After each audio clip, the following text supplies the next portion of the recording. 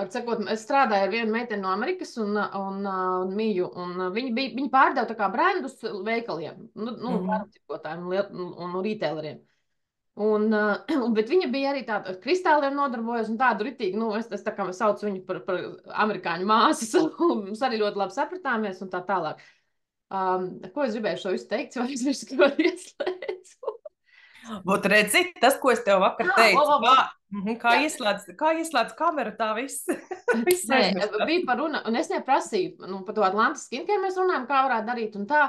Un es neprasu, vai ir viņas vēsturē bijis kāds brands, kurš ir tā kā sācis kaut ko darīt, un viņš vienkārši nav izvilcis. Un tad viņa teica, ka bija viens smaržu brands, kurš ļoti gribēja tā kā personificēt smaržas, un viņi neizvilka. Un mēs tagad ir trends personificētās smaržas. Reāli tas Tikai tā cilvēks bija gadus 10 vienkārši par agru. nebija par ātru, nebija par ātru. Viņš bija tieši laikā. Tagad ir ar ko salīdzināt. Es saku, vienmēr pirmais, kas tiek ieviests, ienāk vispār tirgu, iepazīties, ka kaut kas tāds ir, viņam vienmēr ir liktenis noslīgt, tas jau nav par agru. Nu, jā. Kas to zina, varbūt tas cilvēks sen jau ir nomiris, pārdzimis, un, un Nē, tagad viņš tāds, varbūt pārdzīvs tajā nākamajā, kas to nākamo jā, brendu ir uztaisījis, kas to lai zina, bet pamatus pats kā viņš ir tāds. ielicis. Saprot, pamati jau ir ielikti. Jā, pamati ir ielikt, jā, tieši tā. Tieši tāpatās, kā ir, taču visam jau īstenībā pamati ir ielikti. Visai ezotērikai jau miljardus gadu atpakaļ Jā, pamati ir ielikti. protams, protams. Sāksim jau ar Pitagoru, ja, kas ir ielicis pamatus numeroloģijā, vai visiem šiem mistiskiem tēliem, kas ir ielikti pamati, kas tagad ir astroloģijā, ja Merkurs, un kas tur vēl, ja, kas Venēra, un, vienmēr sakot, visi šie dievības tika pasniegtas jau daudzus gadus atpakaļ savādāk. Šodien mēs to saprotam savādāk, fiziskajā plānā. Tā ir. Ne? Jā, es Mums piekrītu pati pēc saprotam ar sevīm redzu, ka es astroloģiju. daudzas lietas, redzu vienkārši sāku saprast visam savādāk. Ja es viņu Mm. sapratu tā, tad es tagad jau viņu padziļinātu, tā kā eju dziļumā, saprotu dziļāk. Tā ir, jā. Pati lieta pati par sevi jau nav mainījusies. Nu, Tā jā, tur jau uztvere tā nav lieta. mainījusies. Jā, Ne? jā, tur jau Mm. tā lieta. Jā, nu lūk. Ko mēs šodien runāsim? Es tev neizstāstīju līdz galam par to alkoholu. Davai, davai. Jā, varbūt, ka šitā būs arī šodienas tēma. Es tagad izlasu tajā grupā par to alkoholu, ka cilvēks traki mokās, ka viņš nevar piedzerties. Nu, ka viņam tā ir cilvēki, kur mokās ar to, ka viņiem ir alkoholisms, viņi nevar pamest to alkoholu un izārstēties. Ja? Šis cilvēks mēģina atslābināties, viņam tas alkohols nereips, tur nereips nekā. Ja? Viņš pārdzīvo, viņš raksta grupā, ko man tagad darīt, kā lai es tagad atslābinos. Man labi jāpalasa. Es saprotu, ka man tur nav ko iekomentēt. Man nekas nenāk ārā, nekas dabisks no manis nenāk ārā, un mākslīgi piespiesties nevar. Nu, jā. Man jāpalasa, ko citi cilvēki raksta. Viens raksta, bet tā, es taisījos iet gulēt, acīm redzot, vakarā lasījis. Es esmu tā pārsmējies, ka viss miegs tevis dēļ prom. Tas man ļoti patika. Bet viena sieviete bija iekomentējusi un atstājusi linku, ka tieši tas pats cilvēks bija ielicis arī kaut kādā vai tā pašā vai citā grupā, ka viņš ir, kas man ļoti, ļoti izbrīnīja. Tas ir tas, par ko es tev gribu tagad stāstīt. Ka viņš ir viens no tiem cilvēkiem, kas ir pamodies, ka viņš jūt citus cilvēkus, ka viņš strādā ar citiem cilvēkiem, ka viņš tur ir es nezinu, kā lai saka, ezotēriķiem ir savā valodā viss tā informācija, ka viņi tur ir pamodušies, viņi jūt, kur tur tās čakras ir un māk viņus tur pagriezt pareizā virzienā un kundalīnī, tur ievilkt iekšā un prānu ēdu. Vienmēr sakot, super attīstīts cilvēks jūt tur to pasauli, ko es absolūti pilnīgi noteikti neapšaubu, ka cilvēki patiešām tagad ir super jūtīgi un super redz metafizisko plānu pat vairāk nekā es. Ja? Man vairāk ir sajauks ar fizisko, bet es zinu, ka cilvēki ir attīstījušies vēl tālāk un superīgāk nekā es. Bet redz, kā tad, kad vajag sasaistīt savu dzīvi ar fiziku, ar fizisko dzīvi šeit, viņam ieslēdzas erors, viņš tajā pašā rakstā arī bija ierakstījis, ka viņš saprot, ka viņš ir attīstījies ļoti krūti, ka viņš jūt metafizisko plānu, bet tikko viņam nākas strādāt ar citiem cilvēkiem, viņam ļoti bieži ieslēdzas bloks, ka viņš nevar, ja, ka viņam ir kaut kāda pretestība. Un tad es saliku kopā ar to viņu otru rakstu. Es nezinu, viņš varbūt nebija sapratis, ka varēs redzēt, ka viņš to pašu ir rakstījis. Ja viņš varbūt gaidīja, ka tur kaut kāda cita, vispār nesaistīta grupa viena ar otru lasījis, ka acīm redzot, viņš mēģina aiz tiem pārdzīvojumiem, ka viņš nevar saintegrēties ar fizisko plānu, respektīvi ar normāliem dzīviem cilvēkiem, ka viņš aiz tā pārdzīvojuma grib vakaros tomēr to alkoholu lietot un nereips nekā. Protams, viņš ir attīstījis metafiziku, bet fizika ir palikusi novārtā. Un šitā ir tā tēma, kas man liekas tagad ļoti daudziem cilvēkiem, kas grib pamosties, kas ir to jau izdarījuši, ir pilnībā atteikušies no fiziskā plāna. Viņiem liekas, ka viņš tagad ir ar metafizisko ir savienojies vienā unisonā un ar Dievu staigā roku rokā. Fiziku ir atstājis nomaļus. Atceries, mēs arī par šo abas divas runājām. Un man liekas, ka tev arī kaut kas līdzīgs bija. Man bija tad, kad es mācījos, kopš es mācījos krāsterapiju, kas jau ir 15 gadi kaut kādi, man liekas, vai 10. Ilgs laiks atpakaļ, var sakot. Es vienkārši ļoti intensīvi gāju, jo bija tā, ka tā skolotāja brauca rudenī, plānoja pārvākties no Anglijas uz Kanādu dzīvot, viņa vīrs kanādietis.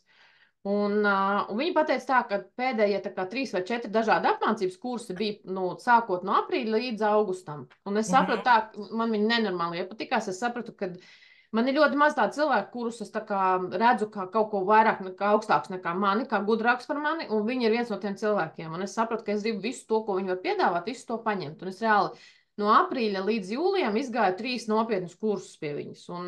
Tātad aprīlis, mājas, jūnijas. Jā, dažu mēnešu laikā burtiski. Un, pirmkārt, protams, man noņēmās ļoti daudz tādas, kas man bija tādi mēsli un programmas un viss kaut kas manā galvā, bet es vienkārši sapratu to, ka man nerēpst arī vairāk, jo pagaidi mirklīt. Yeah, we're ready to go. It's fine. You can thank you so much for staying. Check if everything's all right. No, it's fine. I will check later. So I hope you had a nice sleep. And if you can leave 10 points of view if you are happy with life. Thank you very much. Enjoy the day. Thank you. Bye-bye.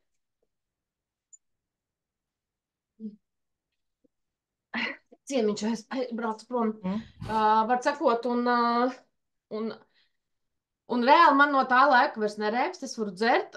Man kādreiz bija tā, kad es varu iedzert bišķi, un man uzraizām aizgāja žritīgs rēbums, un es kopš tā laika arī principā nedzeru, jo jēgas tā nav nekādas, jo man no labuma nekāda nav no tā. Bet es sapratu to, ka tad, kad tu sāc noņemt sev visu kaut ko lieko nost, kas tev, kā mums visiem dabiskā veidā, evolūcijas ceļā. Ko saki? Ne jau ar alkoholu, bet tu domā dabiskā veidā. Dabiskā ceļā, tā kā tu sāc strādāt ar sevīm. Tā kā tu sāc ņemt tās kārtas nost, tas tā kā apmēram tu izroc, teiksim, arheoloģiskos izragumos kaut kādu vāzi skaistu, bet viņiem miljonus kārtu virsū. Un tu tās kārtas lobi nost, un beigās tu dabon to smuko vāzi. Tad mums ir līdzīgi, man liekas, kad mēs arī lobam nost vienu kārtu pēc otras, kas mums ir uzliktas. Un kā mēs nonākam pie tā vidus, pie tā, tas dvēseles. Pie sevi. Jā, pie sevi. Mums jau nevajag alkoholu. Mums vajag alkoholu tad, ja mēs gribam tiešām aizliet acis un nedomāt par to, kas mēs esam un kur mēs esam. Bet es gribēju piebilst par to fizisko ķermeni, ka tas fiziskais ķermenis tev ir pilnīgi taisnība, jo es arī secinu to, es sāku mācīties to osteopātiju, un face plastiku, un tas čalis ir savukārt tieši viss tas iet par un ap ķermeni. Un pirmais vingrinājums, ko mēs darījām, bija meditācija, ka tu tieši koncentrējies uz fizisko ķermeni. Tu mēģini saprast, sajust līdz kaulam, ieskaitot kaulu. Pa kārtai tu ņem, tu sajūti ādu, pēc tam to, kas zem ādas, pēc tam tos saites, kas savieno visus muskuļus, tad muskuli, tad kaulu. Un es sapratu pašā sākumā, ka, Haidī, es vispār nejūtu. Es vispār nejūtu fizisko ķermeni, es sapratu, cik ļoti mēs dzīvojam šeit. Šeit ir tik daudz, un apakšā ir tāds maziņš, tā kā komiskie cilvēciņi, milzīgi galva, un maziņš ķermenīts apakšā. Ciklonētieši lielām galvām. Tā kaut kas, tā starp citu, tā ir reāla lieta, par ko būtu arī jārunā ar cilvēkiem, tāpēc, kad cilvēki, ignorē fizisko ķermeni. Cik šitas ir ļoti interesants. Starp citu, iepriekšējā mūsu sarunā es tev lūdzu palikt apakšā to grāmatu, atceries, kur jā, es viņu ieliku. Ezotērikas enciklopēdija. Tiešām no visas sirds iesaku izlasīt viņu visiem, kas nodarbojas tieši ar ezotēriku. Ezotērika nav slikti. Ļoti labi, ka mēs attīstamies un iepazīstam metafizisko plānu. Bet ir taču iemesls tam, kāpēc dvēsele ir izdomājusi piedzīvot savu dzīvi šeit fizikā. Tātad fiziku mēs ignorēt nevaram. Mēs esam šeit atnākuši no 3D, kā saka, jābēg no matricas, jāskrien ārā tur no 3D, visi lec uz 4D, uz 5D ārā no matricas, un pat tagad visi mēs kļūsim par dieviem un pusdieviem. Jā, tas ir potenciāls, kur mēs virziens, bet mums nav vispār nekādas mazākās iespējas šīs dzīves laikā. Es jau gribēju teikt, ne jau šajā dzīvē. Kamēr vien mēs dzimstam fiziskajos ķermeņos, mēs nevaram atteikties no zemeslodes, no fizikas, no ķermeņa, no naudas un viss, kas ir saistīts ar fiziku, ir tas pats, kas novēlēt sev nomirt šeit un tagad. Viss mirst. Ja? Tas pats, kas vienkārši pavēlēt sev taisīt pašnāvību. Un kā tad var gribēt, lai ķermenis uz to nereaģē? Ķermenis saka, nu labi, ja es neesmu vajadzīgs, nu ok, tā, un ieslēdzās pašiznīcināšanās programmas, narkotikas, ja, ko cilvēki sāk, viņiem likās, ka tas ir ritīgi superīgi, zālī pīpēt, starp citu ļoti daudzi tieši ezotēriķi. Ja, pīpē zālīti, lieto alkoholu, dara visu iespējamo, lai tikai vispār aizmirstos šeit uz fiziskā plāna. Protams, tas ir absurds. Tas ir īstenībā no vienas puses absurds, jo tāpēc, ka, kāda jēga tev tā kā ņemt nostās kārtas, lai tu pēc tam viņas atkal krāmēt sev atpakaļ. Tad nav jau tā nekāda jēga. Tur jau tā lieta, ka tu iemācies to pieņemt, ka tu tagad redzi to dzīvi savādāk. Un jā, ir blakus cilvēki, kas pilnīgi savādāk, viņi pat dzird tekstu savādāk, viņi pat uztver informāciju savādāk. Un tev aiziet pa citiem kanāliem, viņam aiziet pa citiem kanāliem. Tas, vai nu tev jāatrod savējie, kas tev saprot, kuriem arī nevajag piedzerties, kuriem patīk kaut kāds pasēdēt pie ugunskura un papļāpāt par tām lietām un tā tālāk, lai tev nebūtu jāaizmirstās. Tur jau tas savs, man liekas. Vēl es par to meditāciju arī, tu pareizi piefiksēji šo te, kā pareizi meditēt. Atceries, mēs runājām par meditācijām, ka ļoti bieži es esmu cik nenormāli daudz reizes dzirdējusi gan no saviem klientiem, gan no tiem, kuriem es vadu šīs bezmaksas konsultācijas. Visi kā traki meditē. Vienīgais iemesls, ko es pēc tam pratinot, veidojot šo strateģisko sesiju, es noprotu, ka viņi meditē tikai tāpēc, tā doma meditācija, lai aizbēgtu no problēmas. Nevis, lai viņu risinātu, lai iedziļinātos, lai izprastu, bet tieši atslābināties, aizmirst, izvējot visas negatīvās sajūtas un visu, un tikai gaišo, un tikai stums tevi iekšā gaišā saulīte, enerģijas un tik stum un tik mēģina un domā, ka iestumjot sevi iekšā kaut ko gaišu, ka mēs to tumsu izspiedīsim no sevis ārā. Viņi jau tur nekur nepazudīs. Vienkārši. Es arī par šo daudz domāju, un man rekords, ko es dzirdēju, Čārlis teica, ka viņš 4 stundas dienā meditē. Principā 4 stundas dienā laiž lūni. Jā, tieši tā. Un kad tad viņš strādā un pelna naudu? Nē, nav jau tā, ka tas naudas pelnīšana būtu svarīgāk par meditāciju. Nē, jau par to iet runa, bet tā, princips, 4 stundas dienā, tev dzīve tik daudz labāk palikusi, meditējot 4 stundas dienā. Mēs nevaram fiziskajā pasaulē cerēt, ka lietas sāks pašas pārbīdīties pa galdu vai nav tā lieta, ka mums neviens no debesīm neko nenometīs un viss ir iekš tevis paša. Tev ir jāpamodina savus resursus, savus potenciāls, savus spēks. Tev pašai tas ir jāizdara un jāsāk rīkoties fiziski ar savām kustībām pašam cilvēkam. Ja? Kad nebūs tā, ka es tagad nomeditēju, caur meditāciju mana realitāte kaut kādā veidā izmainījās un es turpinu sēdēt savās 4 sienās, savā dīvānā, savā skaistajā dzeltajā krēslā un pie manām durvīm pēkšņi tagad klauvēs kaut kāda cilvēka, kas man dzīvē būs vajadzīga. Ar čemodānu ar naudu. Ar čemodānu, jā. Vēl kaut kas tavā dzīvē mainīsies. Tu būsi tas cilvēks, kas ies un spēr šos soļus. Tu būsi tas, kas iekāps citā realitātē, nezinu, citā darba vietā, citā vidē, citā sabiedrības kaut kādā tur grupā. Ja tu jau būsi tas, kas šos soļus spērs, ne jau pie tevis kāds vilcies. Tas ir pilnīgi konkrēti, un tas arī attiecās ne tikai uz naudas pelnīšanu, tas attiecās, teiksim, arī uz svara zaudēšanu. Jo lielākā daļa cilvēku domā tā, ka atnāks ar to daktars ar to tabletīti, brīnum tabletīti, vai būs kaut kāds vingrojums, kurš jāizpild 3 reizes no rīta, vienreiz nedēļā un visu, un tu novājies. Bet vai tu meditēsi un tev arī novājies no tā, vai tu iedomāsies, ka tu tur kaut ko un tev būs rezultāts. Nebūs, nevienam tā nebūs, tāpēc, ka visur jāiegulda savus darbus, un tāpēc jau mums ir tas fiziskais ķermenis. Jā, tieši fiziskais darbs, pareizi saka. Tātad, atgriežoties pie meditācijas, manā uztverē, ja es neesmu pēdējā instance, un man nekādā gadījumā nevar būt taisnība, ja viss ir jāpārbauda savas sāds, ja kāda informācija, kas tiek, ja kādos plānos kaut kur saņemt, viss ir jāpārbauda savas sāds. Mēs jau vienkārši diskutējam par tēmu, mēs jau vienam nemācam dzīvot. Manā skatījumā, kā man strādā meditācija, ir mācība, kad es mācos koncentrēties uz kaut ko vienu. Nevelti tev krāsu terapijā māca koncentrēties konkrēti uz sajust ādu, konkrēti sajust nākošo slāni, tur epidermu, tad līdz pašam kaulam aiziet. Tur tev māca koncentrēties uz kaut ko vienu, jo normālam, parastam, mirstīgam cilvēkam, kas neko ar sevi nedara, neko nemācās, vai arī pat tad, ja viņš mācās, mums vienlaicīgi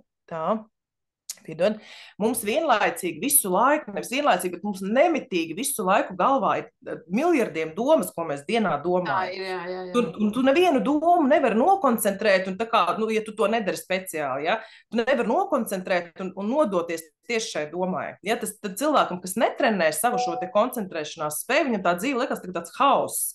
Ja tā galva pilnīgi tā kā visu laiku tā kā uzpūst, un nevelti tagad ir tas laiks, ka ļoti daudziem visu laiku galva sāp. Viņi nevar saprast, pie kā lai viņi tur ķerās. 555 idejas, un visur viņš pamēģina, pamet, un viss tik iesāk, viņš nesaprot vispār, ko viņš dzīvē grib. Meditācija ir process, kad mēs mācāmies koncentrēties uz lietām vienkārši no sākuma, vienkārši jāiemācās koncentrēties, vispār uzmanību pievērst fiziskajam ķermenim. Jo fiziskais ķermenis mums ir superīgākais skolotājs un palīgs. Mums ir psihosomatika. Visu laiku pamēģini parunāt ar kaut kādu cilvēku, kurš tev ir mīļš un jauks. Un uzreiz caur 5 sekundžu meditāciju viņš sajūt, kas notiek tavā ķermenī. Taureņa vēderā sāk riņķot. Ja tev ķermenis pavēst, cik patīk. Jau uzreiz iemīlēšanās, kaut kur tur sāk lejākņudināt, nezinu, sirds sāk straujāk, ja tu tur sēdzi labu draugu, neesi redzējis, tagad tu zini, ka viņš tūliņ satiks, sirds sāk strauji sistēs. Tev ķermenis tāds indikators visu laiku tev palīdz, vai ne? Nu tā taču ir. Jā. Tieši tas pats uz sliktām lietām. Tad, kad tu jūti, visu to sauc par intuīciju, ja, ka es jūtu, bet ķermenis tev palīdz īstenībā labāk nekā tava intuīcija. Tu sāc ar kādu runāt, ja, un tev liekas, ka kaut kur tāds diskomforts sāk parādīties. Tavs ķermenis tev saka priekšā, tas, kas ar tevi runā, viņš dirž, viņš melo. Viņš tev mēģina apčakarēt. Nē, ķermenis ir ļoti, principā, ķermeniskās sajūtas ir pats galvenais, uz ko ir jābalstās, kā uz sajūtām pieņemot kaut kādus lēmumus, jo ja tev iekšā tur griežās vēders un jūties sūdīgi, tad, tas noteikti nav tavs solis, ko veikt, un tā pašā laikā, jo tu jūti, ka tas man ir jādara, ka tas ir manējais, vienkārši, lai kas arī notiek apkārt, tev ir jāiet un jāatrod ceļš, ko jādara tas. Tas, ko es tagad stāstu, runāju par veselu cilvēku, kam ir atstrādātas negatīvās programmas. Ja? Jo kas tad notiek, ja cilvēkam ir šīs negatīvās programmas, ķermenis arī pavēsta. Ja tev, piemēram, nāk kaut kāds pozitīvs kaut kas dzīvē, un ķermenis sāk satraukties un saka, nevajag. Ja tev neatstāj savu komforta zonu, tev tepat ir labi. Paliec nabaks, paliec, tev nabadzība ir ērtāk. Ja tev ir ielikts no bērnības programma, kad, ja naudas būs daudz, tev draudu briesmas, ja kā 90. gados. Atnāks kaut kāds bandīts, tevi tur nošaus, izlaupīs, un tāds bērniņš, tajā pašā dzimtā, kuram tiešām tā traģēdija notiek, viņš piedzimst dzīvo tālāk ar programmu, ka nauda ir bīstama. Un tikko viņam tagad, piemēram, tā varētu būt sieviete, un tagad viņai parādās vīrietis, un saka, tu zini, es izdomāju, ka es tev varētu kaut kādu tur naudiņu iedot. Ja tu gribi, es tev 10 štukas iedošu, un viņai sākās trimeres ķermenis, svīst, galva sāk sāpēt, viņai šausmīgs satraukums. Ja tas nozīmē, ka tur ir neatstrādāta programma, viņa nav spējīga šo naudu pieņemt. Ja viņai bloks ir padomājot, kas tikai nav Latvijā pārgājis, 2. pasaules karš, visas izvešanas. Tiem, kas pēc izvešanām atgriezās, kam bērni ir piedzimuši, tiem noteikti ir programmas iekšā. 1. pasaules karš Kurzemē, kas tur nenotikās, tikai šāva visus pēc kārtas bez mazvai. Rēķini, viss tas, kas ir gājis pāri Latvijā, visi tie karienti un visi iekarotāji un visi jūgi, kas mums nav bijuši krievi un zviedri un vācieši, visi situši un visu kaut ko atņēmuši. Katrai valstī ir savas programmas, ar ko strādāt. Protams, bet es konkrēti runāju par Latviju, jo mēs runājam Latvijas, tad mēs runājam latviešiem konkrēti. Bet, tas, ko es protu strādāt, man ļoti patīk tieši tās mūsu pašu latviešu ieliktās programmas. Ja man tagad būtu jābrauc dzīvot uz manu tēvu dzimteni, uz Āfriku un strādāt manu darbu, man tur viss būtu jāmācās no nulles, tāpēc, ka viņu programmas man nav skaidrs, jo es viņās neesmu bijusi, neesmu dzīvojusi, es pati caur neesmu izgājusi. Es varu ar ar krievu inteliģenci strādāt, ar latviešu mūsu pašu cilvēciņiem, ja strādāt, man patīk. Es saprotu, ka tas ir kaut kas tāds par mani, es esmu augusi, pat tad, ja es pat neesmu piedzīvojis karus un tā tālāk, mani senči taču to ir piedzīvojis, man tā kā nāk DNS iekšā, un es saprotu, ko ar to visu darīt, ja, tas tā kā, bet katrā valstī ir savas lietas. Jā, pilnīgi noteikti. Tieši tāpatās kā Zviedriem un Norvēģiem, viņam pavisam vispār cits dzīves stāsts ir. Jā, ja viņam manas mācības un klausītos, ko tu vispār sūc uz kociņa, ja tev tas nav stāsts par mums, tās nav mūsu programmas, mums šitas vispār nedara, mēs esam karaļi, mēs esam vikingi. Viņiem jau reķina ne viņiem otrais pasaules karš, ne viņiem pirmais pasaules karš, viņiem vispār tas, ne viņiem 90. Nu, lūk, un atgriežoties pie tās meditācijas, tas, kā man šķiet, ka meditācija ir mācība no miljards domām, kas nemitīgi visu laiku pa galvu šaudās, ja, jo cik mums ir dzīves izdzīvotas, nu, ir cilvēki ticam pārdzimšanām, cik mums katru dienu jauna informācija nemitīgi ienāk, visur, kur tu ej ar visiem 5 maņu orgāniem, ja dzirdi ar tavs, tu visu laiku nemitīgi, tu vāc sevī kaut kādu informāciju. Meditācija ir pirmais solis uz to, kas ir jāiemācās apstādināt savas domas. Pavisam viņas nav iespējams apstādināt, bet vismaz nokoncentrēties uz vienu kaut ko. Tas, kas tev interesē vai patīk, es nezinu, vienkārši uz vienu domu, mācību, kā koncentrēt uzmanību uz vienu domu. Un tikai tad, kad tu būsi sapratis, kā šis mehānisms strādā, tu sāksi kaut ko fiziskajā dzīvē attīstīt savu, tev būs super viegli. Meditēt nenozīmē aizbēgt no problēmas, bet iemācīties ar meditāciju viņu atrisināt. Koncentrēt, ir problēma. Nokoncentrējies. Tas ir svarīgs teikums, ko tu tikko pateiksi. Nokoncentrējies uz vienu kaut kādu lietu, un tu viņu atrisināsi 15 minūšu laikā. Tu uzreiz sapratīsi, kur iet, kam piezvanīt, kam pateikt, kādus vārdus teikt. Protams, tad, kad cilvēks bēg no problēmas caur meditāciju prom un mēģina spiest sevī gaismu iekšā, kas notiek, tad, kad viņam jāsaskarās ar dzīves kaut kādu realitāti? Sākās drausmas piemērs. Es esmu to darījusi. Reāli tu pusstundas nogulējies, tu esi tāds tik daudz mīlestībām, pilns ar mīlestību un sauli un visu kaut ko labu. Un tu atnāc apakaļ pie savām lietām, kur ir problēmas, kuras tu gribi atrisināt, tās problēmas tev iedod papīri, un tu sēdi un raudi, un liekas, mana dzīve neizdevusies, meditācijas izmisums. Ieslēdzās saucamais izmisums. Pilnīgs izmisums. Un liekas, kur tad ir tā izeja? Ja visi saka, ejiet meditēt, un tu atnāc atpakaļ, un tev 5 minūtēs pilnīgi nekāda starpība nav. Tad tu saproti beigās, ka tā nav izeja. Tā no situācijas tā nav izeja. Tad izeja kaut kur citur, bet tu jau nezini, ja neviens tev nesaka, tu jau nezini, kur tā izeja ir. Nu jā, lūk, redz par to vīrieti, ja tas cilvēciņš, kas uzrakstīja par to alkoholu. Reku, viņam, man liekas, ir atbild varētu. Es diez vai es rakstīšu, bet es padomāt par to. Ka varētu viņam ieteikt vienkārši 100% viņš meditē. 100%, ja viņš zina, kā tu čakras, kuru pusi un kā tur prāna jāēdur un kā sajust citu cilvēku kaut kādas problēmas. 100% viņš arī noteikti, ka dienā meditē nepārtraukti, ja, un ja viņš caur meditāciju nav, taču saprot, nestrādā, kaut kas nav ritīgi. Ja tu esi meditētājs un tu saproti, ka tu nevari atslābināties, ko dara meditācijā, mēģini bēgt prom no problēmas, atslābināties.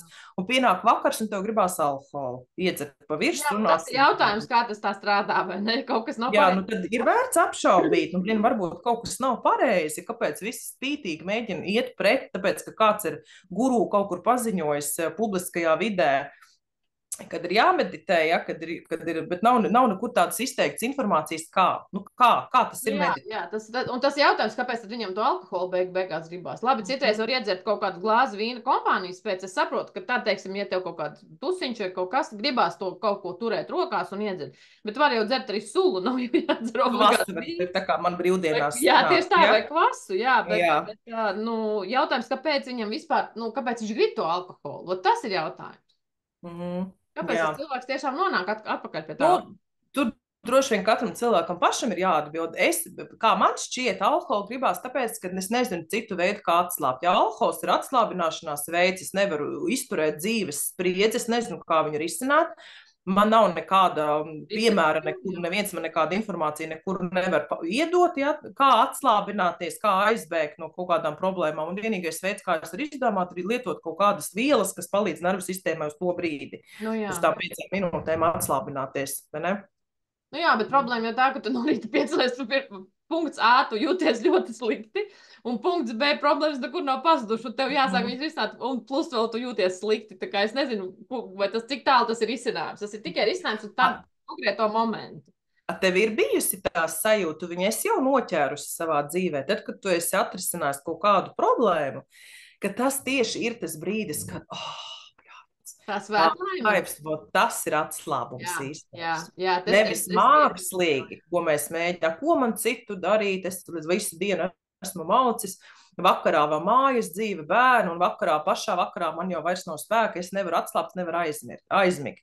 Pirmkārt, tu esi savācis sev uz pleciem lietas, kas tev vispār nav jādara. Ja tu esi noņēmusi citiem cilvēkiem viņu atbildību, uzkrāvusi uz saviem pleciem, tas ir viens veids, kāpēc tu nevari atslābt.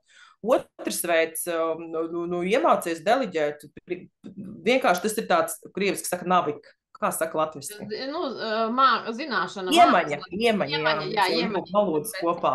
Tās ir iemaņas, ka tev ir jāiemācās saimniekot savā dzīvē, saimniekot ar savu mazo dzīvību, kā tev nav jābūt sociumā kaut kādam, tur nezinu, cilvēkam, ja tev ir jāiemācās vismaz savā mazā vidē saimniekot, iedot, deliģēt lietas saviem bērniem, deliģēt lietas kaut vai savam vīram, ja paprasīt viņam izdarīt. Bērni ļoti labprāt palīdz. Es vienkārši skatos, kā man meitai bērni, vienkārši, viņi tik priecīgi, ka viņi izdarījuši to darbu, mamma viņus paslavē, un kas viņiem vispār labāks var būt.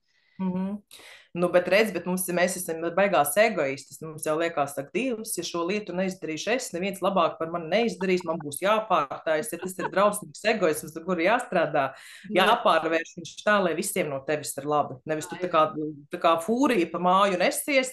Ļoti bieži tā ir, kad vīrs, piemēram, pēdniņš notīra galdu kaut kā pa savu un 5 drupučus palika uz galda. Sieva nāk demonstratīvi ar lielo lupatu slauku pāri galdam.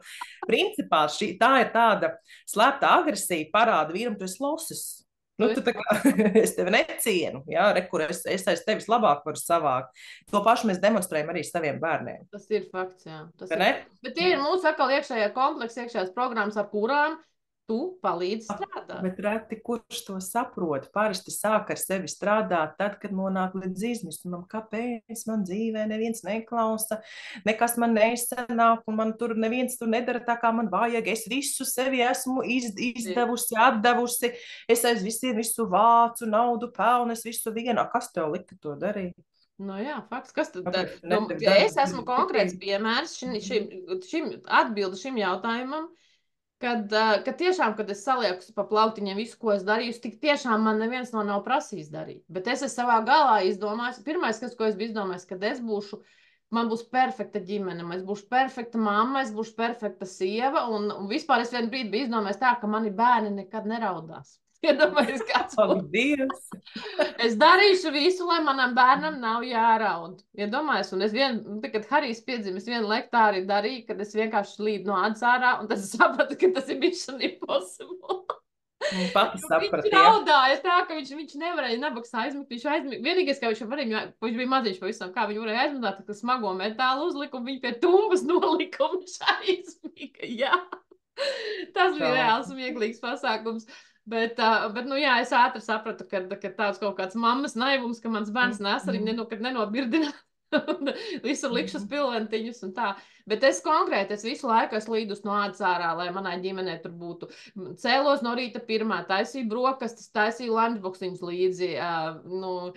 Nāca visi mājā, galdā jau pusdienas viss uzlikts. Un visa dzīve ap to vienkārši, visa mana dzīve visa. Nevienam neinteresē, vai tu paspēji izdarīt kaut tās lietas, kas tev jāizdara, vai tu vispār esi laimīgi, vai tu esi apmierināta. Nē, es visu sevi reāli... Bet šito jau tu saprati, kad par mani neviens tā nerūpējas. Tu saprati tad, kad jau visi bērni bija izauguši, tu paliki mājās viena. Jā, vairāk vai mazāk arī sev ir mājās, bet viņš ir patstāvīgs, viņš pats gatavo sev ēst. Viņš principā gandrīz jau vairs nav, ja viņš tur tā tik iegriežās un pazūd.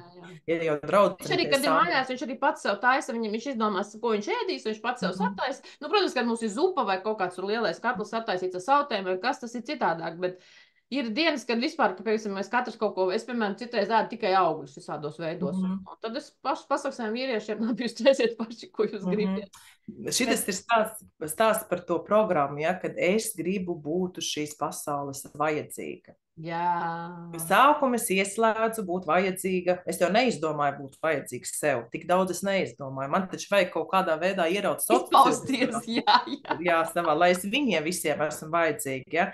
Bet, ja tu būtu sākusi ar to, ka es gribu būt vajadzīga pirmkārt sev, un to parasti neviens nekad nejūt. Visi no sākuma pamēģina ārpusē sociumā pierādīt sevi, es gribu būt vajadzīga, atzīstiet, ka es esmu gudra, ka es esmu skaista. Nu, tas ir aiz tās traumas. Jā.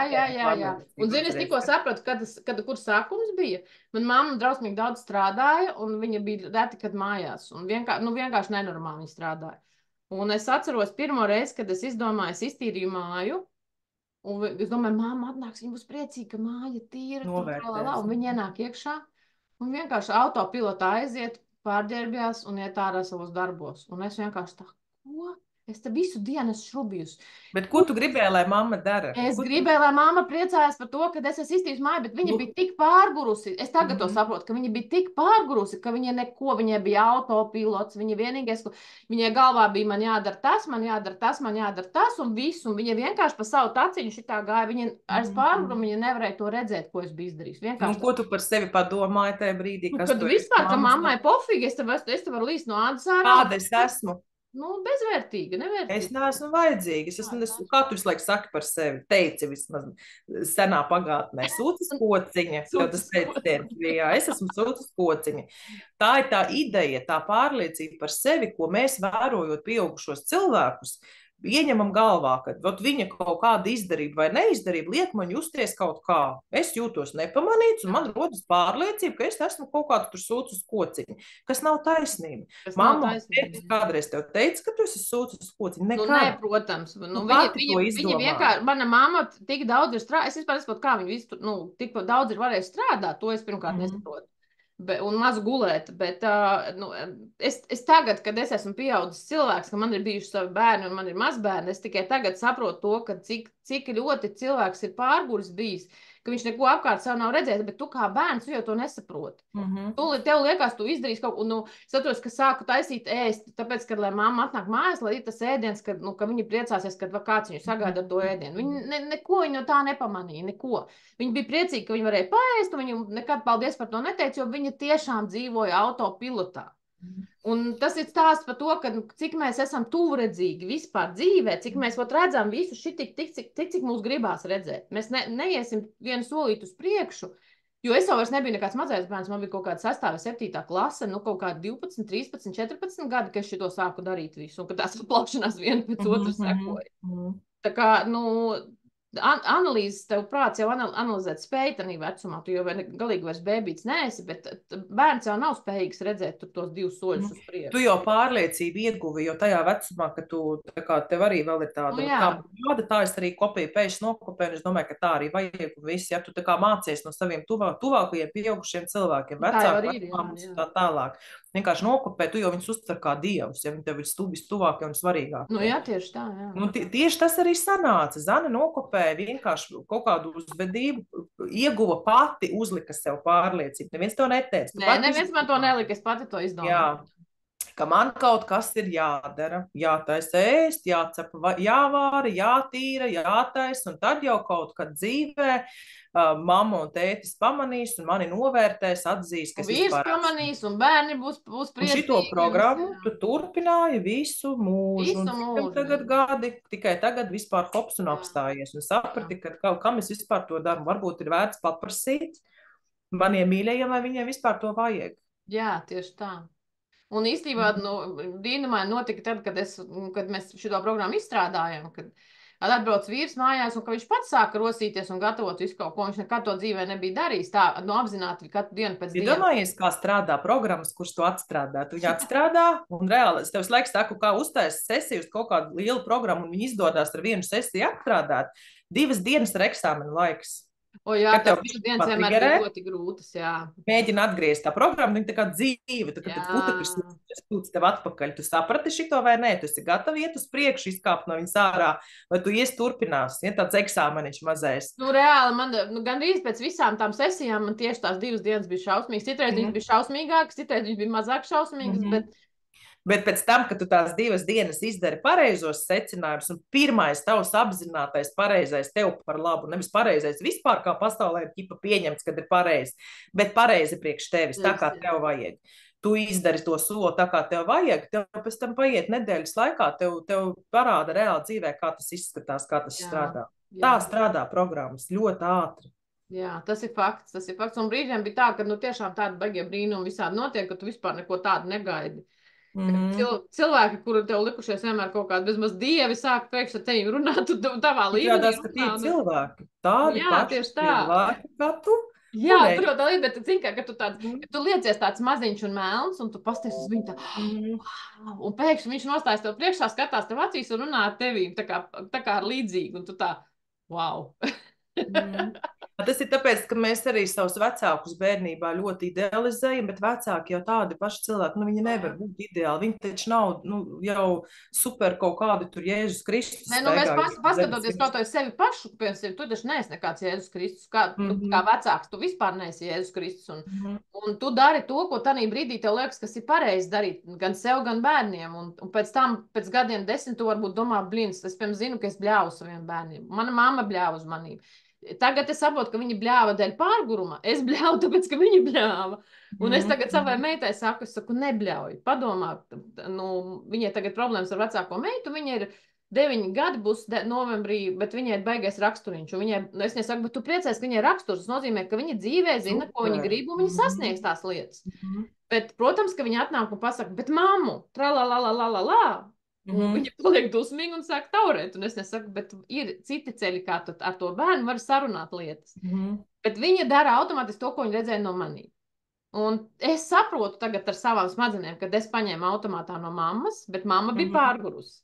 Es to darīju tāpēc, ka vienkārši neko citu nebija redzējis, kā vienīgi bļaušana. Un bļaušana jau pa lielam tikai vienkārši savu vājumu parādīšana. Tas, ka tu nezini, ko to bērnu darīt, kā ar viņu. Es gribu viņu pakļaut tā, lai man ir vieglāk. Jā. Nu, ja tajā laikā vēl daudz maz mēs kaut kā varam to norakstīt uz to, ka vecākiem nebija zināšanas, ja psiholoģija nebija attīstīta vēl tik labā līmenī, nebija vispār attīstīts un pieņemts mācīties, kā kļūt laimīgam, veselam, bagātam vai vēl kaut kādam, ja bija tikai tās klasiskās valsts sistēmā izstrādātās zināšanas, lai cilvēks būtu gatavs jau iet strādāt uz rūpnīcā, kantoriem, tā kā tādā skudru pūznī. Ja tev vienkārši sistēma iedzina kaut kādā murkšķa dienā, un tu viņā eksistē. Ja tev bija jumts virs galvas, visiem bija vienāds drēbes, vienāds kapīšs, vienāds kalošas, vienāds ēdiens, ja, un tur vienīgā spēle starp cilvēkiem, kā viņi varēja attīstīties, kura mājās būs garšīgāka desa, vai vispār būs desa. Ja, kurš pats rindas izstāvēs. Kurš var maizīt ar desu, kurš bez desas. Par agrākiem laikiem es nezinu, es vienkārši neatceros iepriekšējās dzīves tik ļoti.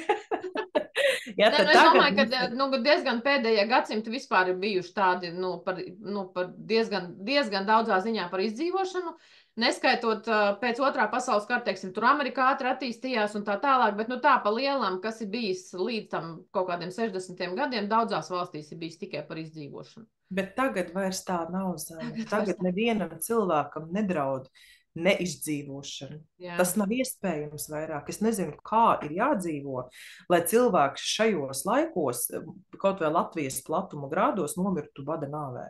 Nē, bada nāvē tiešām nevar nomirt. Bet tur izdzīvošana jau ir par badu. Nu jā, fakts, jā. Ja, par to, ka pat bombzis atrod, kur viņam siltumā pārlaist nakti. Mums tur ir jābūt super slinkam, absolūti super degradētam. Neaizvilkties līdz patvērsmei.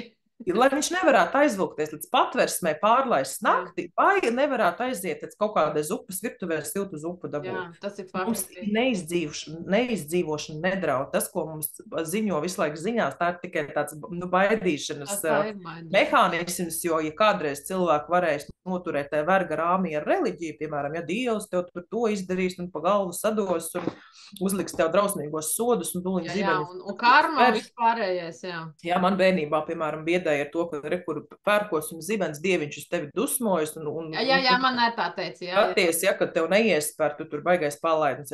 Nu, visu laiku bija tās manipulācijas ap reliģiju. Vai salavēts atnāks ar zagrienevis ar dāvanu. Jā. Tagad cilvēki kļuvuši jau gudrāki un sapratuši, ka Dievs nav nekāds tirāns, varvars un narcists, ja, psihopāts un sociopāts, ja, ka tas ir tikai cilvēka interpretācija par to, tas, kas ir izdevīgāks. Nu, kad Dievu var iepazīt tikai caur mīlestību, nevis caur bailēm. Ja? Nu, tas, kas ir caur bailēm, tur vispār stāsts nav par Dievu, tev tur vienkārši kaut ko biedē un mēģina tevi pakļaut. Ja? Cilvēki ir palikuši daudz gudrāki. Ja, respektīvi, izvēles iespējas ir kļuvušas plašākas. Tagad vairs reliģiju sabiedēt nevar, tagad biedē visādos citādos gudros veidos. Ja? Izskatīt domu no galvas. Manipulē visādi. Jā, manipulācijām. Jā, visādām tādām. Jā, pēkšņi aizpildīja, gribēja sākt stāstīt par reliģiju, domāju, mēs tā reliģijā iekšā nebrauksim, jā. Nē, labi, lai tie, kas tic, lai tic, un pārējie katrs atrod savu ceļu. Es vispār uzskatu, ka reliģija, es jau sen to nesaprotu, bet man tāda intuitīva sajūta bija tāda, ka visi runāja par to, padomu laikā jau reliģijas nebija taču, bet kaut kas jau gāja uz baznīcām. Man vienmēr likās, kāpēc jāiet uz to baznīcu, ka dieviņš tev tā kā varbūt tevī sirdī, reku tur uz mākonīšu, vēl kaut kur, viņš nafik tur uz to baznīcu jāiet. Ne jau tāpēc, ka es nerespektēju tiem cilvēkiem, kam tas strādā, lai tas strādā. Bet man kaut kā vienmēr licies, ka tas Dievs tomēr ir tevī iekšā, ka kaut kur neapzināti, laikam es jūtu to, ka tomēr mēs esam daļa no Dieva. Zin kā, mēs esam sociālas būtnes. Mums vienmēr patīk kaut kur vākties mazos egregoros vai sociālās kaut kādās tajās. Jā, tas, protams. Mums ir grūti būt pa vienam. Tagad mēs esam palikuši jau tādā egoismā izauguši, ka mums ir komforti būt vieniem. Bet mēs tāpat iekšēji ciešam no vientulības. Ja mēs tikai tādi ne tur, ne šur. Ja mēs gribam iziet sociumā, mums ir diskomforts, mēs sākam citus vērtēt. Oi, tur viens gudrs, viens tur stulbs, viens tur skaļi runā, viens tur nepareizi. Mēs laiku vērtējam, mums ir grūti iziet sociumā, bet mums ir grūti tajā pašā laikā būt arī vieniem pašiem. Kādreiz cilvēki bija daudz vienotāki. Jā, tas bija mūsu spēks patiesībā, tā vienotība. Es varu baigi labo izstāst līdz galam savējos piemēru, baigi labo pastāstīt. Tās baznīcas jau nebija domātas ar domu, ka Dievs dzīvo tikai baznīcā un nekur citur viņš nedzīvo, jo jums jau nav tikai uz baznīcu. Tā nebija tā doma. Cilvēki vienkārši tur savā. Tā ir tās mājas, kaut kādas mājas, kur sanāk cilvēku grupām, būt vienotiem vienās lūkšanās. Būt vienotiem, tas jau nenozīmē, ka mēs savas sirdis turam ciet, ejam uz vienotu grupiņu un varam vaļā tur savas sirdis un vienojamies vienā lūkšanā, esam kopā ar Dievu, tā doma jau bija tāda. Tagad tas viss ir tik šausmīgi izkropļots, un tagad, kam tikai nav slinkums, mušas lido, kam tikai nav slinkums, vieni saka uz baznīcu iet, nevajag tāpēc, ka tur Dievs nedzīvo. Protams, ka viņš tur nedzīvo, nu tak loģiski, bet vieta, kur mēs varam apvienoties, gan tā varētu būt. Ja varam neiet uz baznīcu, mēs varam savākties kādam privātu mājā. Jā. Viss kaut kur var savākties parkā. Anglijā, piemēram, sākās, kad Covid sākās, tad sākās kustība svētdienās no rītiem. Katrā apdzīvotājā, kur kaut kāds parks ir, cilvēki vienkārši gāja, un tie, kas bija alternatīvi domājuši, vienkārši sāka lasīties. Un viens alternatīvi domājušais, otrs alternatīvi domājušais, skaties, tur jau ir 10, tur jau ir 20, pēc laika jau tur ir 40. Var sakot, tie cilvēki, un tādā veidā ir izveidošās grupas, kas vēl projām kopā, viņi kaut ko, visādas aktivitātes dara, svin visādus, teiksim, tur saulgriežus, ziemas vai vasaras vai vēl kaut kādus, var sakot, interešu grupas, tiešām interešu grupas ar cilvēkiem, kas zina, saprot, kas notiek pasaulē un uz kurien tas viss velk un tā tālāk. Tā kā, bet vispār Angļiem ir populārākā tikšanās vieta vienmēr bijis ir pabiņš, krodziņš. Tas ne tikai Angļiem, latvieši tā arī kādreiz pa krodziņu. Jā, bet Angļiem ir līdz tam, ka tas varbūt katru vakaru. Angļi kādreiz, latvieši tikai svētdienās gāja, bet Angļiem reāli tas ir tā, ka ir cilvēki, kas dzīvo tajā pabā. Brīžiem tev liekas, no ko viņš dzīvo, jo viņš visu laiku sēž pabā ar alus glāzi uz rokās vai uz letes. Un viņiem tur viss tā avīze, centrāla avīze bija kādreiz krodziņš. Tagad tas sācis mainīties, ļoti daudz krogi īstenībā dēļ tā arī tā kā bankrotē un tā. Bet es gribēju pateikt baigi labo piemēru, kas par tām interešu grupām ir, kad atrod savu pareizo interešu grupu, jo Anitai visi 4 bērni ir mājas apmācībā. Labi, mazais vēl neko nemācās, bet mācās jau patiesībā. Anita ir tava meita. Mana meita, jā. Un lieliem 3 bērniem ir dažādas mājas apmācības grupas, kuru dažādu vecumu bērni nāk kopā un mācās. Piemēram, tur ir viena mamma, kam šausmīgi patīk dažādas tehnoloģiskās lietas, un viņi organizē visādus, tur, teiksim, zinātniskos projektus. Ir tāds zinātniskais projekts, kur tieši ar Lego taisa, teiksim, dažādas lietas. Nu, piemērs ir projekts, kurā bērni uztaisa Lego, kurš, piemēram, ražo elektrību kaut kādā veidā. Super. Un visādas tādas lietas ļoti interesanti, tiešām ļoti interesanti. Un viņai kaut kā patīk tas, un viņi organizē katru nedēļu, vienreiz nedēļā viņiem tas pasākums ir. Un visi vecuma bērni, visi kopā mācās. Var sakot, un caur to grupiņu, jau Anita tur ir gadiem, kaut kādiem 3 vai 4 gadiem, un viņai ir izveidojušās mammu grupa, 3 vai 4 mammas, kas viņas kopā regulāri tur tusē. Un tagad Anitai bija tas ķēzars. Un es iesāku, kā tu tiksi galā, jo man darbs tagad, es vairs nevaru ar viņu kopā. Iepriekšējiem bērniem, kad bija ķēzars, es varēju 2 nedēļas viņai braukāju, taisīju ēst un palīdzēju un tā tālāk. Viņi saka, pirmkārt, lielie bērni ir lieli palīgi, jo viņi jau tagad 3 gadi ir vairāk vecumā, un viņi visu kaut ko zina un tam palīdz un tā tālāk. Un Kārlītim bija dzimšanas diena, un Anita tā mammam saka, es nevaru nekādu balīti uztaisīt, es esmu tikko kā no slimnīcas, jo viņai 3 dienas ir mazajam, es 7. augusts, un Kārlītim ir 10. augusts dzimšanas diena.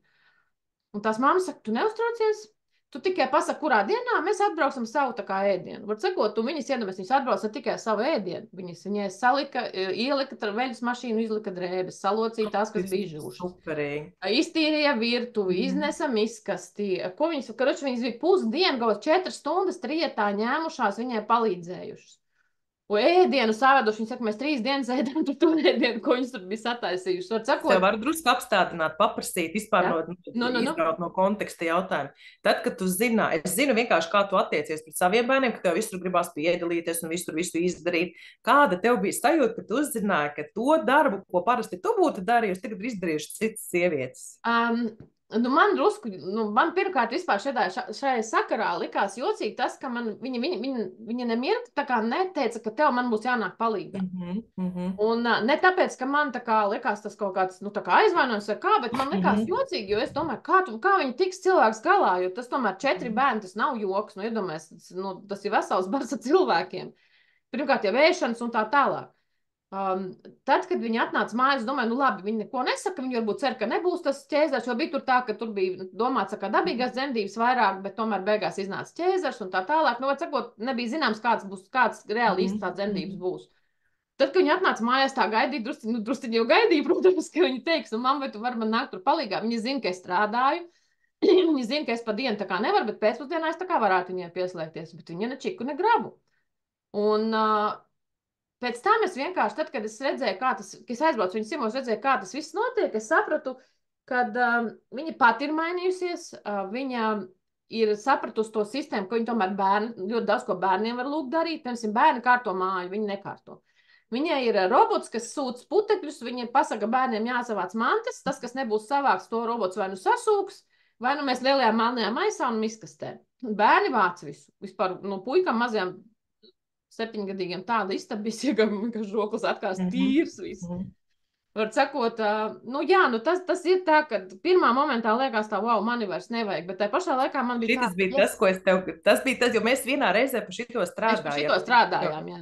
Bet tagad man ir tā, kad es pat drusciņi tā kā priecājos, ka mani vairs nevajag, jo pat cik es, bija tas tā tendence, ka es visu laiku citu vietā domāju un palīdzu un tā tālāk, tad tagad es beidzot tiešām sāku domāt par to, ko es gribu. Un es pēc šīs hipnoterapijas, man es ļoti daudz laika pavadu vispār mēģinot saprast, ko es tagad gribu, jo pats trakākais ir tas... Jāpaiet cik gadiem, kad beidzot pieslēgties pati sev. Bet paskaties no otras puses arī, kas notika, ja tu saki, Anita ir mainījusies, viņa nav mainījusies. Es esmu mainījusies. Tu esi mainījusies. Anita vienmēr ir varējusi tikt ar visu galā. Viņa ir superspēcīga sieviete. Viņa ir superspēcīga. Viņai ir milzīgs resurs. Viņa ir spējīga piedzemdēt 4 bērnus un būt visā tai saimē lielā namamātes. Proti, viņa ir spējīga to izdarīt.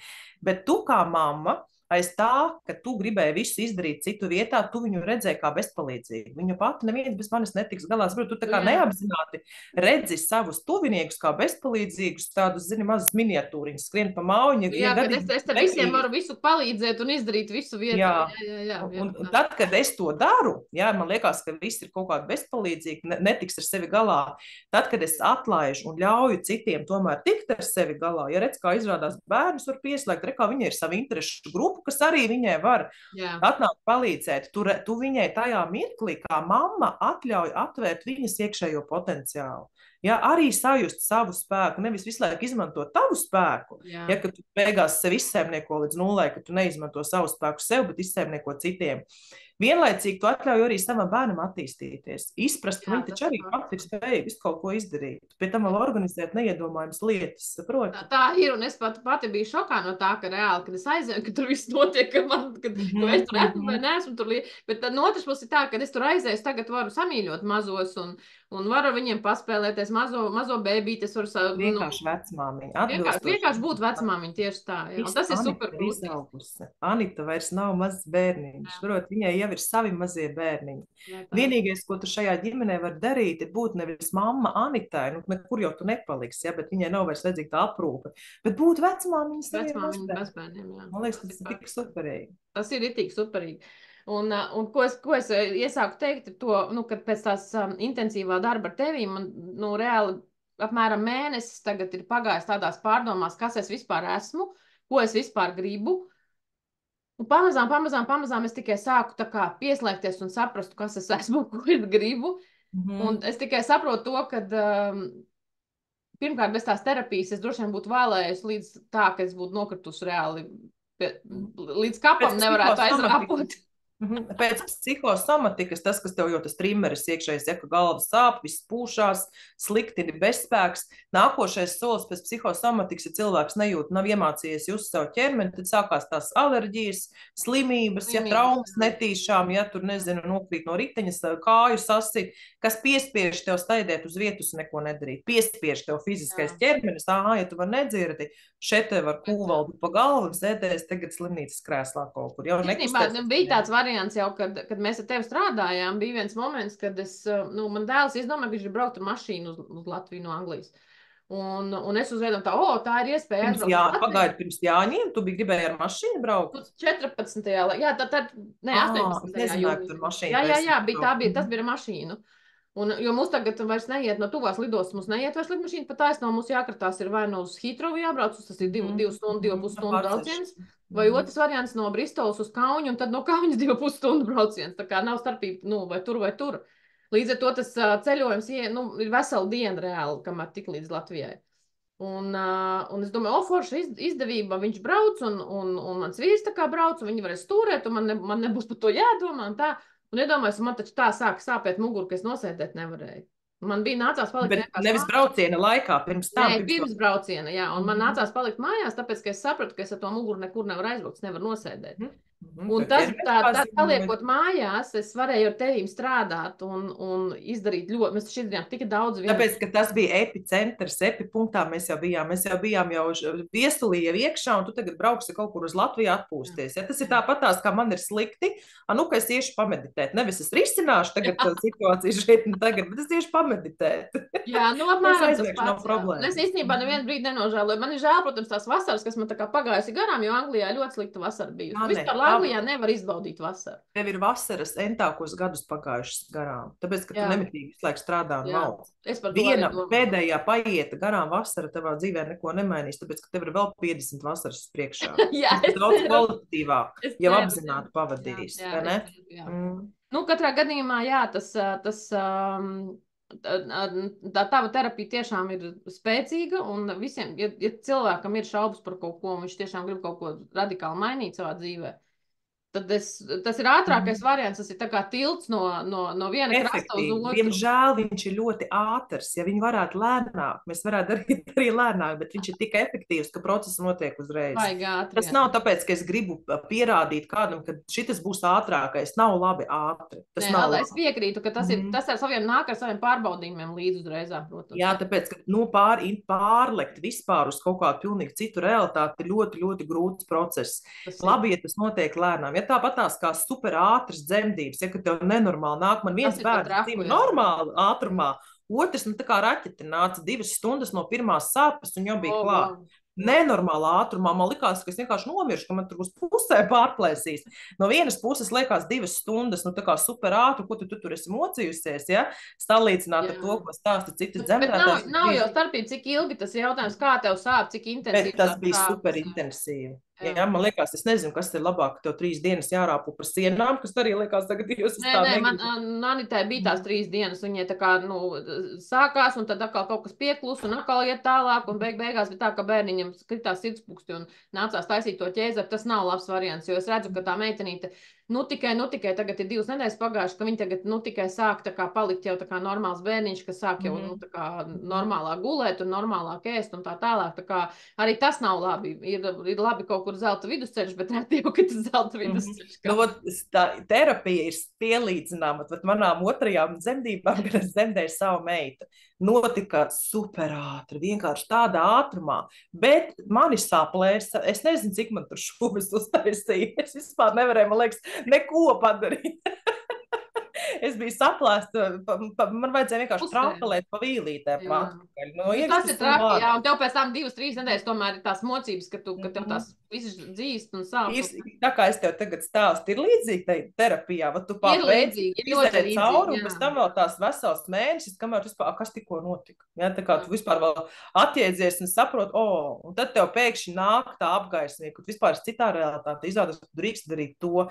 Izrādās, ka tev vispār lietas, kas tev nepatīk, nav jādara. Ja, ka tev neviens vispār nekad nav prasījis, ja tu kaut ko visu laiku pati ar sevi spēlēji. Pirmkārt, ja tu pats sev īsti ir lietas, ko tu dari tādā automātā, ko tu pats sev pat nesi prasījis, vai tev vispār to patīk darīt. Tu esi darījis tāpēc, ka tā kā visi no tevīm to sagaida. Ļoti daudz mums dzīvē tās lietas, ko automātā mēs darām, jo tev liekas, un tad, kad tu viņas nedara vairs, neviens jau pat neredz, ka tu nedari. Nepamana. Tu pārdzīvo, kāpēc neviens man nesaka paldies? Neviens nesaprata, ka tu to dari priekš viņiem.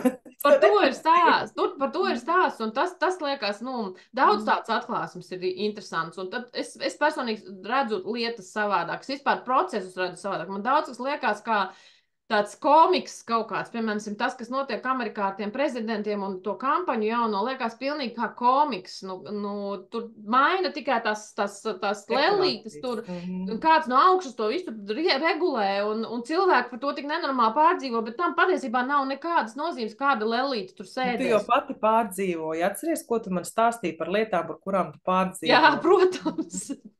Es, protams, tajā reiz, kad tu stāstīji, neko nekomentēju, ja, bet iekšē man bija. Jā. Nē, kā, saproti, kad mēs esam gatavi, tad mēs esam gatavi. Kamēr mēs neesam gatavi, mēs neesam gatavi. Bet fakts kā tāds, ka lietas tiešām es sāku redzēt savādāk. Es sāku redzēt cilvēku reakcijas savādāk uz situācijām. Es saprotu, ka cilvēks pilnīgi viņš reaģē saistībā ar to, kas viņam iekšpasaulē notiek. Tikai to, kas ar viņu ir saistīts. Mēs esam tik egoistiskas būtnes, tik egoistiskas. Mēs esam spējīgi domāt tikai par sevi. Jā. Lai ko es teiktu, lai par ko vispār būtu mans dzīves stāsts, viņš ir tikai par mani. Jā, tieši tā. Ja tas, ko tu saki par citiem, jā, to tu skaidri un gaiši saki par sevi. Es par sevi, man ir pretenzijas vai kaut kāda tur slava tikai par sevi. Jā. Ja es ieraugu, tur stulbenis met baltmaizi zemē, ja tur pīles baro, jā. Tev ir problēmas ar to. Jā, ja tu nevari uzspiest savu problēmu, lai kā tu censtos, lai ko tu tur rakstītu tajos sociālos tīklos, kaut kāds pārdzīvojums, šausmas, kā cilvēki tā drīkst darīt, tu sev to aizliedz. Tā ir, jā. Tev ir problēmas ar sevi, tev ir iekšējais konflikts, tev viena tava personības daļa tā kā gribētu arī tāpat darīt, otra tev cita pirkstiem un ar kalošu pa seju un saka, nē, nedrīkst. Jo tāpēc, mamma teica, ka tā nedrīkst. Jā, jo mamma tev nāksi mājās, kas bērnībā paliek mums traumas, jā. Man, piemēram, ļoti daudz traumas palikušas pirmajās kaut kādās klasēs, mums bija ticības mācības stunda, mums brauca no svētkiem mācītāja Vaira Bitēna. Es viņai vārdu uzvārdu atceros. Viņai mums bija obligātā stunda, tā es nezinu, ticības mācība viņa saucās. Ja? Es viņas, tās stundas, kurās es sēdēju, es viņas atceros vienkārši kā nenormālākās bailes. Kad mums bija bībeles, zilā bērnu bībele, no kuras mēs mācījāmies, ja viņai bija tā oriģinālā bībele, mums bija bērnu bībele. Viņa katru lapu interpretēja par savām. Ja? Viss cauri to bija tikai caur bailēm. Ja tu darīsi tā, tad tev tur tāds sots. Domāju, kā programmē bērnu. Jā, un visas tās interpretācijas, kas nāca no bībeles, viss bija tikai un vienīgi caur trako biedēšanu. Saprot, tu izaugi, to visu reliģiju, viss ir caur nenormālākām bailēm. Paskatīties pa labi. Atņemsi tur, nezinu, pa kluso savam skolniekam pie pusdienu galda rupmai, nu, tā kā bērni visādas blēņas dara. Tu tagad tu esi pārkāpusi tur 3. bausli, tev būs tagad drausmīgs sots, drausmas. Tas ir tas, ko tu pēc tam, kad izaudzi liels pieaugušajā dzīvē, tev sāks iekšējais konflikts, jo tavs patiesais, tavs autentiskais kaut kur iekšēji jūt, ka, puņi kaut kāda cilvēka dirš. Jā, tieši tā, kaut kas nelīmējās kopā, jā. Ja, kad tev notiek errors, tev tā kā publiskā vidē ir paziņots, kad ir lietas, ko nedrīkst darīt, kāda hrena pēc visi dara. Jā, tev nebūs zakt, ja viens no baušņiem saimā visi zog. Kaimiņš tur visi zog. Acis no pieres tev zog. Visi zog. Tev ir iekšējais konflikts, zakt tā kā nedrīkst, visi zog, un tu tā kā pakluso arī kaut kādā veidā nozoc informāciju, nokačāt filmu.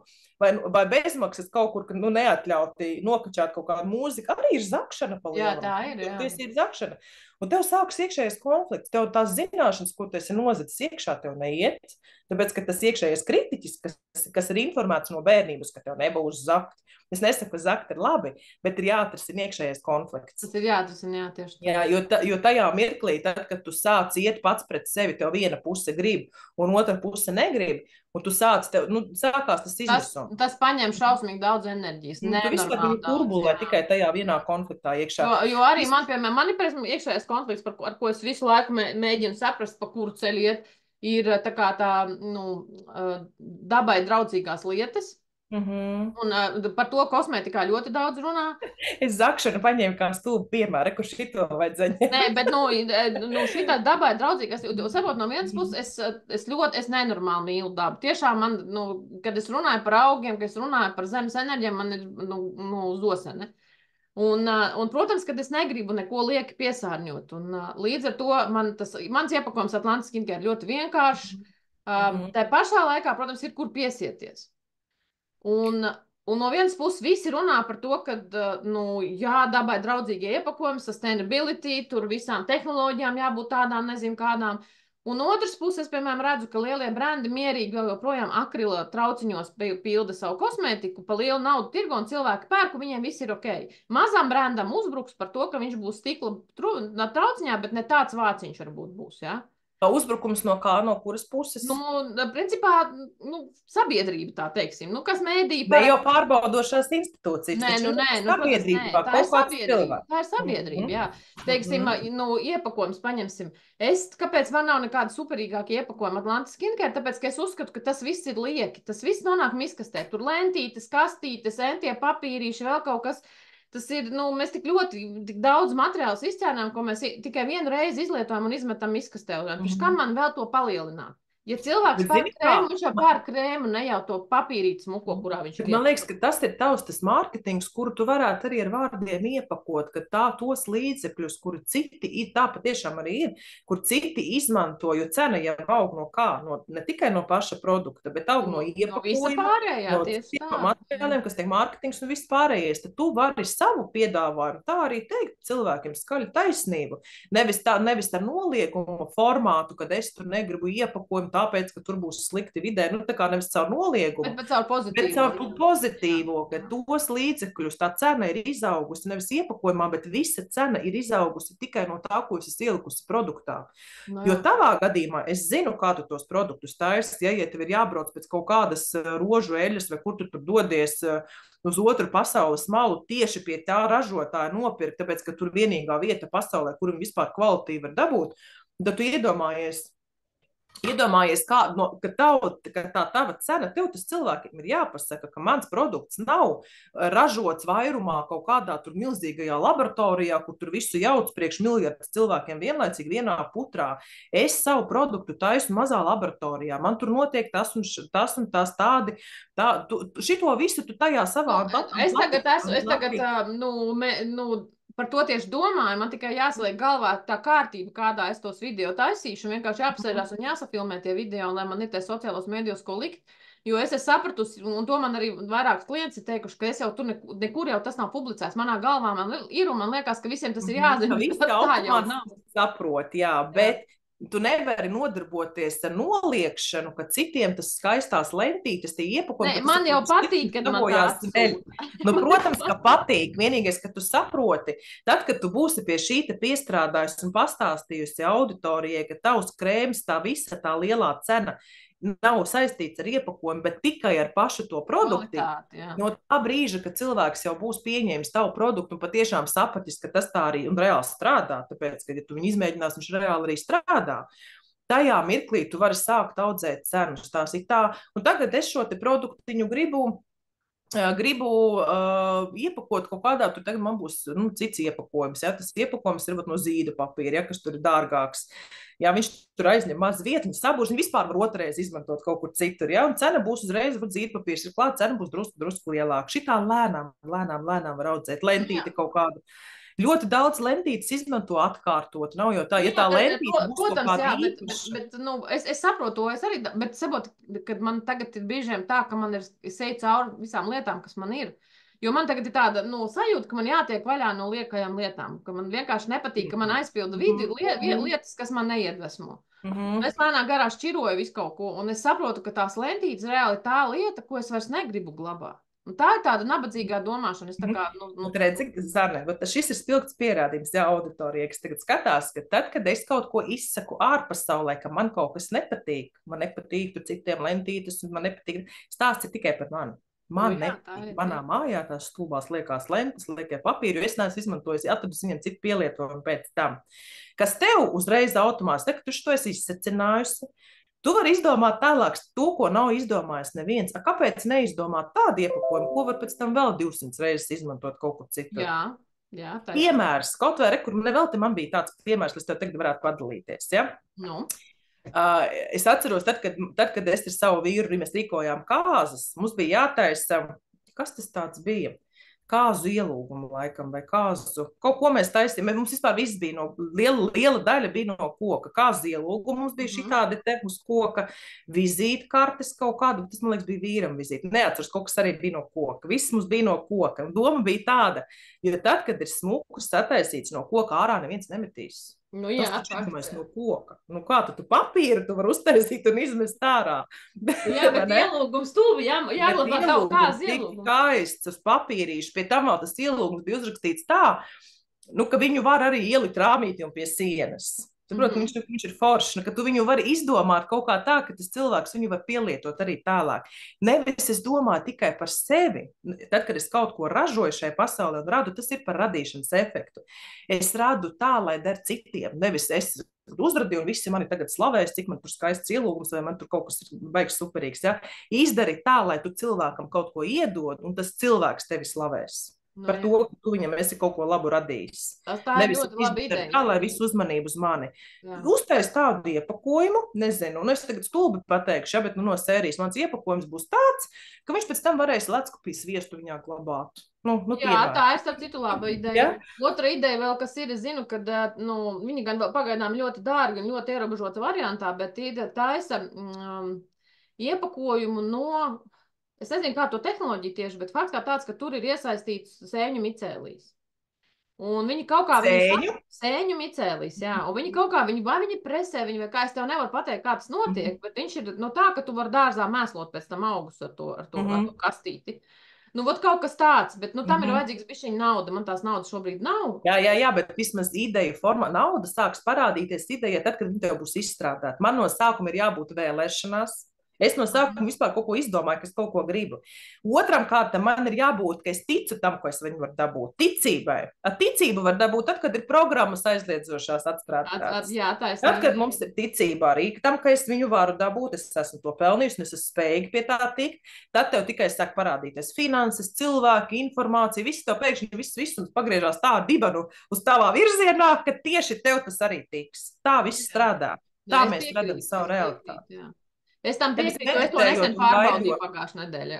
Redz, nevis meditējot un gaidot, ka man tagad kaut kas tūlīt notiks. Nē, ir jābūt tavai rīcībai, tavai darbībai. Pirmkārt, tev ir jāgrib. Tev kaut kas ir jāgrib. Jā. Es gribu būt kaut kas, es gribu kaut ko pārdot, es gribu kaut ko ražot, man ir vēlme kaut ko radīt un tā tālāk. Nevis es gribu aizbēgt no kaut kā, es gribu nejust. Tas nestrādā. Ja mēs gribam kaut ko negatīvu, tam ir tendence pavairoties vēl lielāk. Tas tā kā es bēgu no bailēm, un bailes skrien man no pakarvalu un panāk man... ķer rokā un aug lielāks visu laiku. Jā. Ja es gribu kaut ko pozitīvu, kaut ko labu, kaut ko radīt, kaut ko atdot, tam ir vesela stratēģija, kā to panākt. Nesanāks vienkārši bēgot no bailēm projām. Būs jāiet tieši bailēs iekšā. Jā. Tā ir taisnība, es piekrītu, jā. Tā ir taisnība. Nu, lūk. Klausies, mēs šodien esam tik daudz tēmas, visādas iztirzājušas. Mēs tur šitā visu laiku ejam no vienas uz otru. No katra pa kaut kāda tur pa bišķiņam kaut kur pavalkam, bet es domāju, ka būs ok. Nē, būs interesanti, es domāju, cilvēkiem. Jā, klausies, man jau sāk jau zvanīties, jau jāsāk cilvēkiem, mani vajag. Esam uz saziņu atkal tālāk. Es domāju, ka šito pašu video, mēs ieslēdzām tādā mūsu brīvajā režīmā. Jā, pa vidu mēs tur sākām jau abas runāties un pēkšņi vienkārši ieslēgt. Tas nekas. Tas ir forši un īstenībā varbūt, ka tieši tā ir jādara. Lai viņš būtu brīvāks, tā kā viņam tomēr tas cits formāts bišķiņ, man liekas. Jo tu pamani, vai ne? Šitā vienmēr ir, mēs pieslēdzamies, tūlīt kaut ko mēs runāsim. Mēs stundu vai divas pirms tam esam jau visi izrunājuši, un tad mēs slēdzam iekšā, un tagad mēs pārunāsim šito tēmu. Un likās, Divi sanāk beigās, jā. Tāpēc es teicu, tagad slēdz iekšā. Turpinam runāt, ko tur runājāt, un slēdz tikai iekšā. Bet šitā pat mēs arī darīsim. Jā, darīsim turpmāk. Super. Jā. Visiem paldies, kas klausījās. Paldies tev, Zanīt, un paldies tev. Nākošajā reizē. Jā, davai, atā. Jā, atā.